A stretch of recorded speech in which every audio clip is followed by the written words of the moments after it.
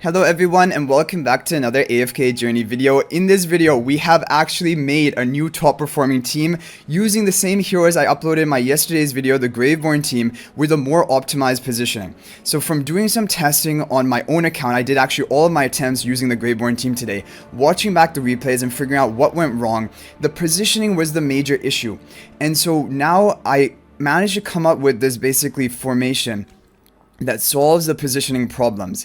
And we do have a replay from Himmel, who managed to get 51.3 billion damage with this optimized Graveborn team, beating his best mauler score by over 1.5 billion damage. And as of right now today, no one has, as I know of, who has shared yet, has broken 50 billion. So 51.3 billion on his first run with this team is definitely very impressive.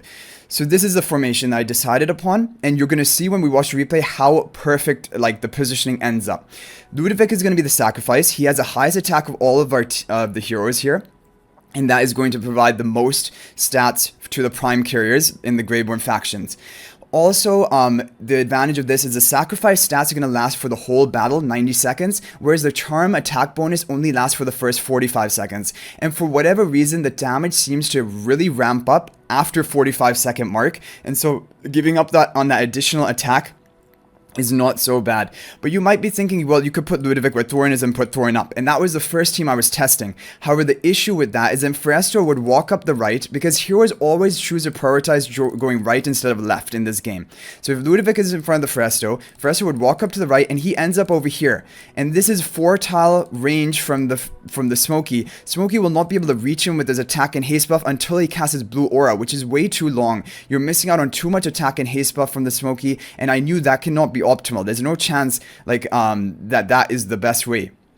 So now what happens is Thoran walks up, Phraesto walks up behind the Thoran, Niru also walks up, and Niru is actually going to be the first hero that is going to be gulped by the boss, which is going to make room for the other Phraesto to just join the match right over here.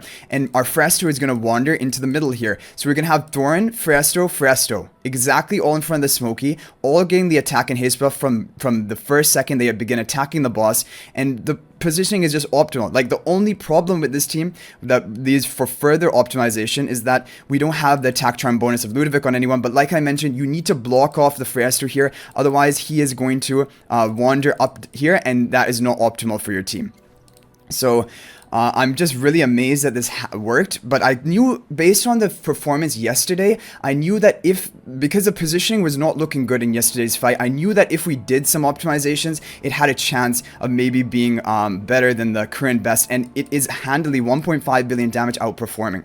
So if we take a look at the mauler team, he was using the same resonating level.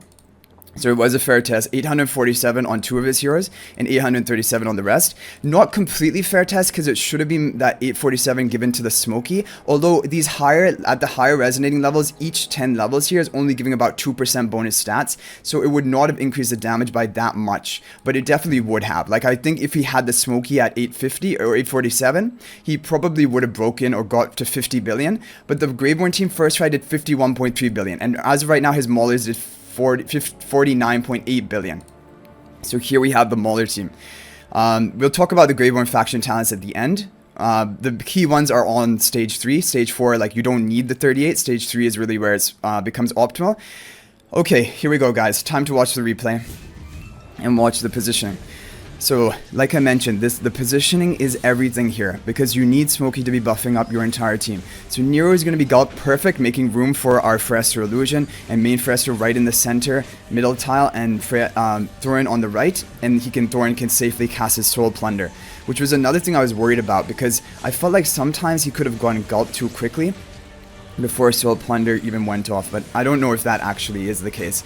Ludovic is going to be dealing that lose health per second damage with his abilities, which is the same as like the lose health per second we have from Phraesto Vicious Sting and from Smokey's Blue Aura. And these are all like basically almost versions of true damage, which actually do not get affected by the shield of the boss, because the boss's shield reduces the damage dealt, but if you have the text that reads like lose HP equal to 12%, for example, or lose HP equal to a certain portion of our attack power, like Phraesto's Vicious Sting, then that damage is still going to be identical whether the shield is active or not. And we've done testing, and even if you watch this replay like in times 0.25 speed, you can see that the damage from the same Phraesto or the same Smokey blue aura, whether the shield is active or not, is going to be the same because it's kind of bypassing the shield. They lose health per second damage because it's just capped at your attack percent, and it's going to be a fixed amount of health that the boss will be losing whether the shield is active or not.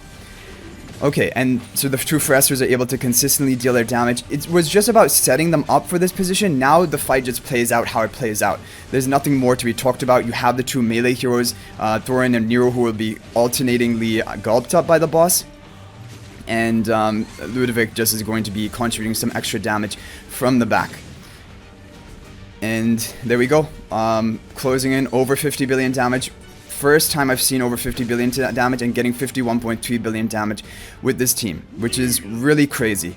And this is definitely, if you have these heroes built, then this is going to be an upgrade to the current best top tier team we've developed up to this point.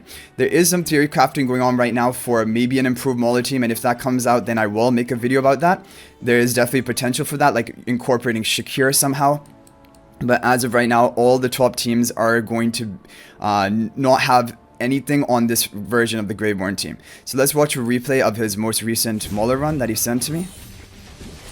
And yeah, we've seen this before. Another interesting thing is that it is almost confirmed. Basilisk was saying in the Discord chat that Mikola, even actually after being gulped, her buff, if she's at Supreme Plus, her buff from her Courage Sphere is still going to be applying on your heroes. So they're still going to be gaining the haste buff. They're still going to be having the combat fury.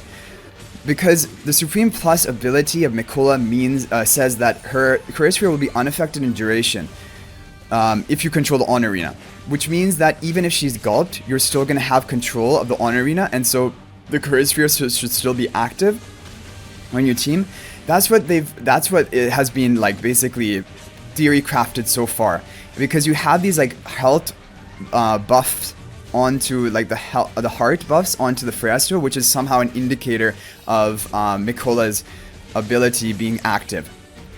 So I'm not completely, and yeah, you have two haste buffs onto the Phraesto here, which would only be happening with Mikola buff, right? Because Smokey provides one haste buff, but he would not be providing two of them. I think actually the gulp, yeah, but I think when it becomes gulp, the Mikola is basically considered to be here, and then it is like the range is only reaching the Phraestos, but it's not reaching the back line. Like Lily May and Smokey only have one haste buff, but the two Phraestos have two haste buffs. So yeah, I think Mikola being gulped will still allow her Courage Sphere to remain unaffected in duration and gain that power. But overall, I'm really happy, and I didn't know if it was possible. That was a crazy thing, especially after uploading yesterday's video. Some people took it badly, the video that I uploaded, but I thought it was just a crazy team because it came so close to our top performing team, and I thought that with some optimization of the positioning, maybe it could be the top performer, and as of right now, it is a top performing team, hands down by 1.5 billion damage. Yeah, so he got around 49.8 billion damage with this. If he had the Smokey upgrade instead of Lily May, maybe he could have gone up to 50 billion, but still 51.3 billion on the first try with the Graveborn is incredible. Okay, now looking at the faction talents, the key ones you want to upgrade, if these are the key ones. Even up to stage 3, you gain all of your damage, most of your damage. He upgraded to 38 because he has the ability to do so and he wanted to do a fair test. But really over here, the only ones you really want, you gain another 1% attack, another 2% attack in total, like adding up these two attack nodes, and then over here you gain another 1% of the sacrifices stats. It's really, really low. Like, I mean, these are really minor upgrades. Honestly, I'm just gonna keep it at 28 Graveborn talents, and I'm gonna do my best with it, and I'm sure I'm gonna be able to break the record of the current best mauler team I can do. But anyway, guys, I hope you enjoyed the video. Thank you for watching. And this really just kind of shows the advantages of just taking a look at the replays and seeing how you can optimize the positioning. And this is how also people theory craft like the top performing Endless Dream Realm boss teams or any Dream Realm boss team, because they take a look and they're like, okay, is my Lily May always being buffed up by the Mikola in this position? Is my both of my Phraestos being buffed up by Shakir in this position? Like, these are all things you have to consider, and then you tweak things around until you get that perfect run like it was looking like like with the graveborn team. But anyway, I'm so excited. I hope you guys enjoyed the video. If you have Ludovic built, then this is a team definitely to consider going for. If you don't have Ludovic built, I still think it can work. Honestly, we can do some testing with like a low investment Ludovic because his damage contribution is not nearly as high as the other two. He's like a minor contributing factor on top of the major Smokey and Phraesto damage, but he is being used as a sacrifice here, so that is something to keep in mind. But anyway, guys, I hope you enjoyed the video. Thank you for watching. That is going to be it for this one. I'll hopefully see you guys in the next video. If you want to join my AFK Journey Discord server, there's a link to that in the description of the video, but until the next video, guys, everyone, peace out for now, and thank you for watching.